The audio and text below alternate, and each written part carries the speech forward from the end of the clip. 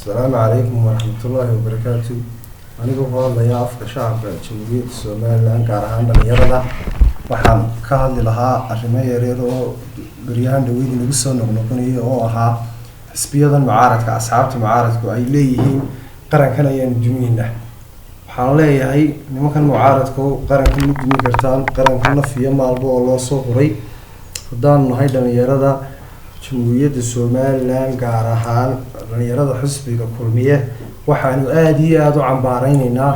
Cabdiraxmaan Ciro oo doonaya inuu madaxweyne noqdo garanayna wadadii loo mariyay hadii uu Cabdiraxmaan Ciro doonayo inuu madaxweyne noqdo kuma baaqeen inuu yiraahdo hal la qabto tala qaran oo dawladii ka maqan tahay dawladii ka maqan tahay ma noqonayso tala qaran shir qaranna ka yeelimayno codna sidaa nagaga helimays waxaan anagu taageersanahay madaxweynahayaga Axmed Maxamed Maxamuud Siiraayo mujaahidka ayaanu taageersanoo hiiliyo hooga la garab taagan 1999 Soomaaliland markii dib noqoshada la soo noqotay ilaa maanta hadalka uu Cabdilaahi Ciro ku hadlay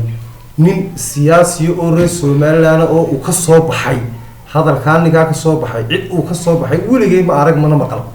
Cabdiraxmaan Ciro iyo dad carruurtaadii fiilaan kaga timid iyo ooridaadii iyo dumarkaaga iyo hantidaadii oo isleedahay tan baabi ka yeelimayno mana taageersanin waxaanu taageersanahay xukuumadayada golaha iyaga guurtida golaha iyaga baarlamaanka wassalaamu calaykum waraxmatullaahi wabarakaatuh hadalkii waxaa dambeeyay gudoomiye jaamac dhadoon waxaan leeyahay xusbiyada mucaarad hadday doonayaan meeqaamka siyaasadeed inay ku soo baxaan